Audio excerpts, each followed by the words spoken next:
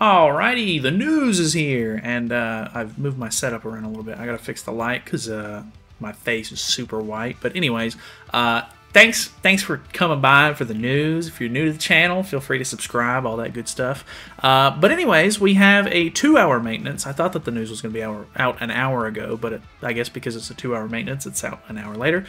They do it at really weird times. But we have the new Elaine update today, and I have to say, I was probably one of the only people who was actually interested in this unit because I really enjoyed the blue Elaine when she came out, and I have seen some footage of this new Elaine, and I've got to say, she actually looks like a lot of fun.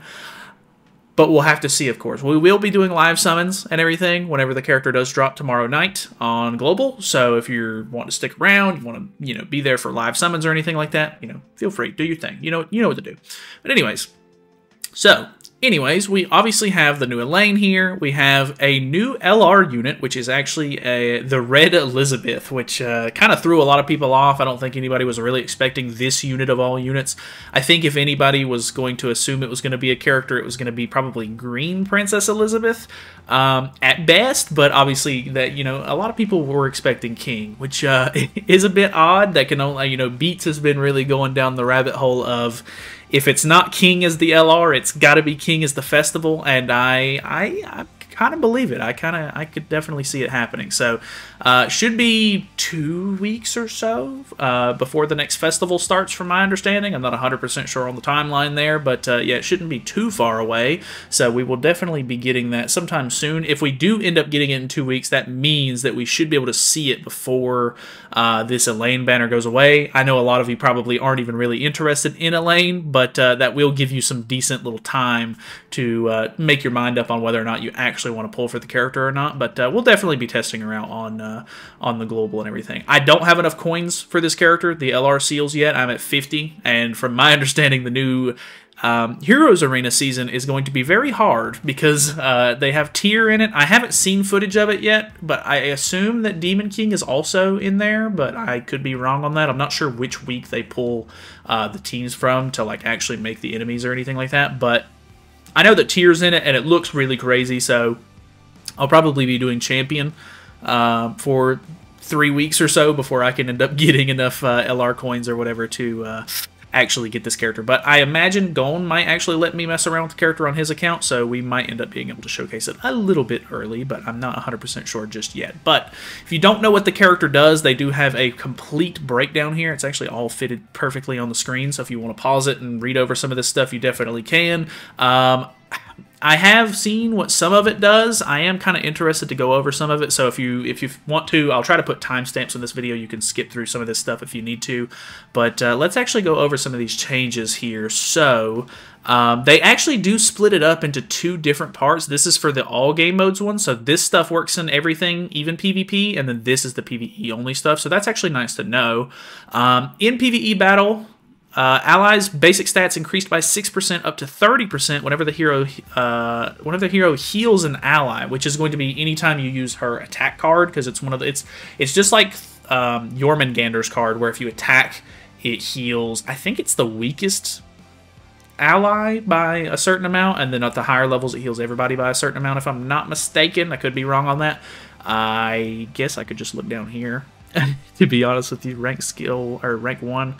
It is all allies, and then all allies. Okay, never mind. So it's just, okay, never mind. I'm dumb. Anyways, the hero's ultimate move gauge fills up by 1 orb whenever the hero uses a skill. If the hero uses an attack skill, buffs are removed from enemies before the skill activates. So that was going to be kind of the kicker on whether or not you could actually use this character for Nidhogg as like a direct replacement to the Green Elizabeth, because you need that stance or that buff cancel card in Phase 2 Floor 2. Or Phase 2 Floor 1? Yeah, Phase 2 Floor 1. So that's pretty interesting. You'll actually be able to use that there. In all game modes, allies' recovery rate is increased by 20% whenever the hero heals an ally, limit of 5 times, which is honestly really crazy. 20% recovery rate, and 5 times as well, is pretty insane. Having a 100% recovery rate is actually crazy. This character was always pretty interesting in the fact that you could get 10% recovery rate all the way up to 100, but it was obviously a lot slower, so they've kind of just you know, lessened the time on how much, you know, how many skills and everything you'll have to use before you max it out, which is pretty cool. The first ability now has Flood on it, which is pretty interesting. I have seen some gameplay. It doesn't seem like it does the best damage you've ever seen, but then again, she's a really supporty style unit. This is the first, like, support LR that we're getting, so I'm not expecting, like, crazy damage from the character necessarily, but the Flood should help you deal more damage, which means that you'll heal more because of the way that her card actually works, and the fact that you're using her ultimate and getting it so often, at least in PvE modes, means that you're going to be able to use the ultimate to heal yourself, which then means you're at full health, which means the Flood is going to do more damage, or like the most damage that it probably could. But I think the big kicker here is that the character is pretty niche. Like, she was a New Year's unit for year 1, if I'm not mistaken, which means that she's not really on a whole lot of banners, which means that a lot of people either are not going to have her, or they're going to have, like, low dupes. I have her only 2/6, so she is on the new Elaine banner, so I guess there's potential for me to pull her there, but yeah, they added the Flood skill to this ability, which is pretty cool, I guess. The other one was just a buff removal at level 1, and then increased defense-related stats by 50% and then 80%, and now it is just going to already increase defense-related stats by 30% at level 1, 60% at level 2, and then 30% at level 3, or sorry, 100%. I don't know where I got 30% there. So pretty huge, you know, stat boost, actually, for defense-related stats. Going to make you really tanky. I have seen some PvP gameplay with her on, like, the Mael team and everything. I wouldn't say it's, like, fantastic, but it actually seems like it surprisingly does work pretty decently, which is pretty cool, I guess. The ultimate move, on the other hand, now increases attack-related stats by 30% for 2 turns, which I can't tell if this is 1/6. Oh, this is... Okay, so they're both 6/6, but this is the one where it's the combined ultimate. So that's unfortunate to see. I would like to see how much the attack-related stats scale, because at me having the character only at, like, 2/6, I imagine it's like a 10% or something like that, because if... I think this is the same effect that Tyr has, if I'm not mistaken, but this is actually for all allies. I could be wrong on that, but... yeah, I think the attack-related stats are going to be pretty low. Anyway, moving on.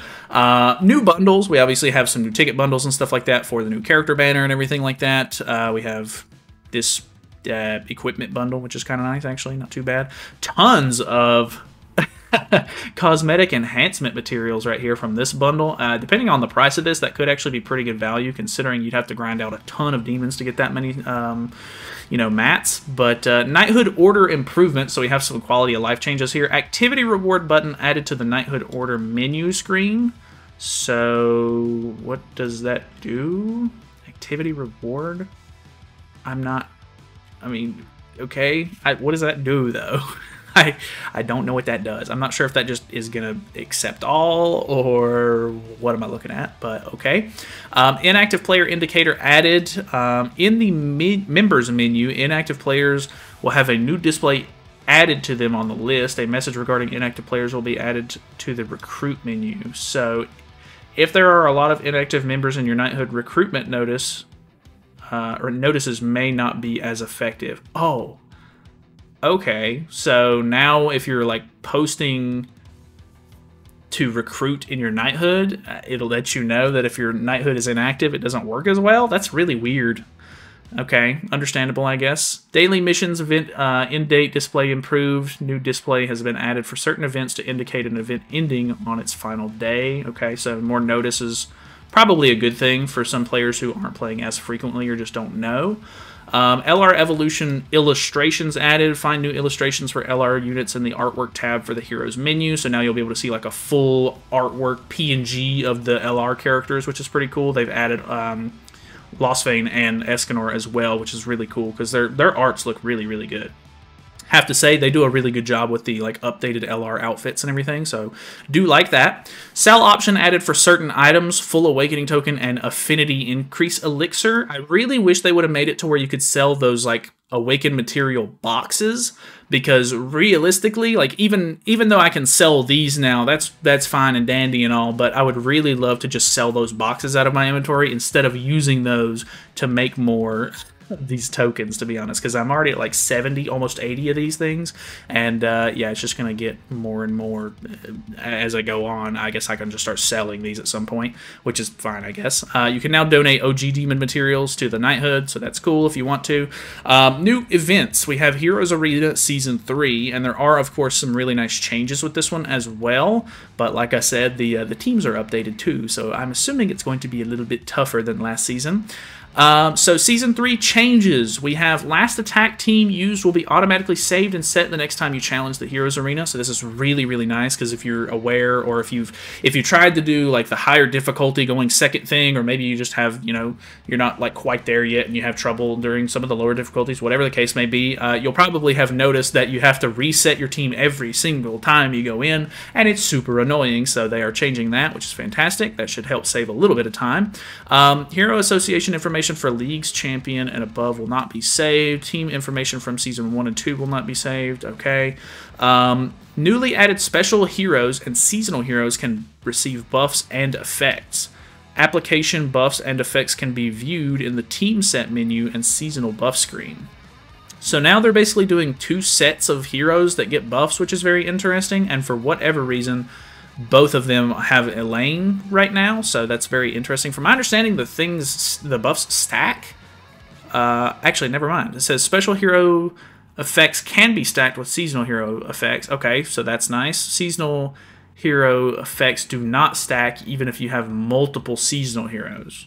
Okay, so basically what it's saying is if you have more than one seasonal hero on a team, it's not going to give you this buff more than once, but if this character is both, it's going to receive both of these effects. So that's pretty interesting. Increases all stats of allies by 10% when a seasonal hero is alive on the battlefield. Increases all stats of allies by 10% when a special hero is alive on the battlefield. So if you're using Elaine, you're going to get 20% all stats.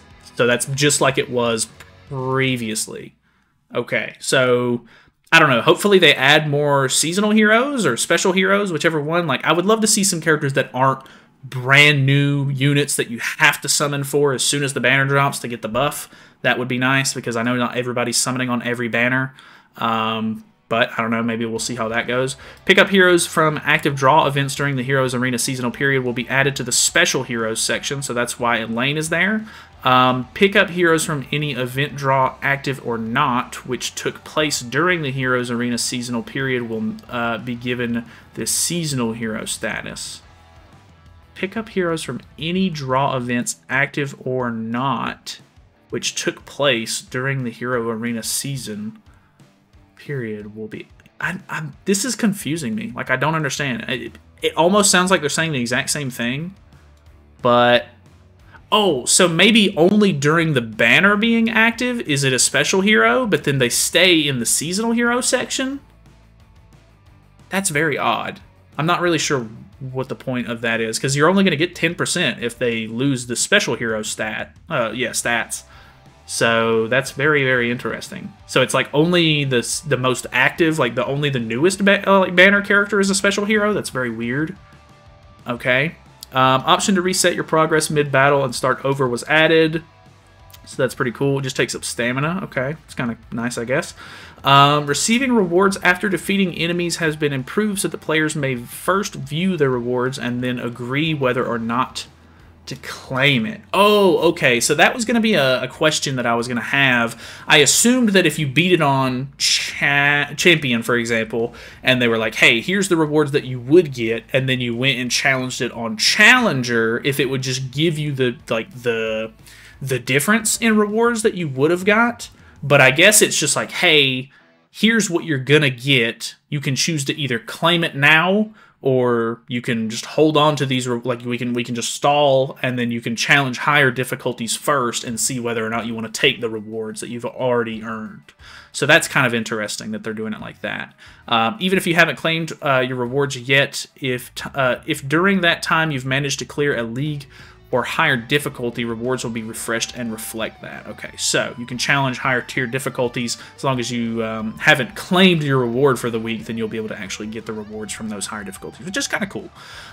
So that means that if I really wanted to, I can try it on Champion, beat it if possible, and then I can have those rewards sitting there waiting for me, but then I can try it on Challenger, give it my best shot. If it doesn't work out, I've already gotten the rewards basically ready to be claimed for the previous one that I beat. So that's pretty cool.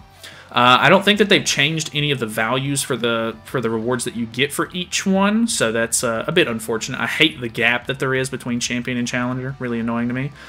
But anyways, rewards may change depending on the amount of attacking teams deployed, more information in game. So everything else is pretty much the same. They haven't really messed with the rewards or anything like that. There is going to be a new event Tower of Trials going on, which is funny because this will be the first one coming back since they've taken the Tower of Trials away. But this is actually where you're going to get 2 of the pieces for the new Elaine, which is kind of cool, I guess.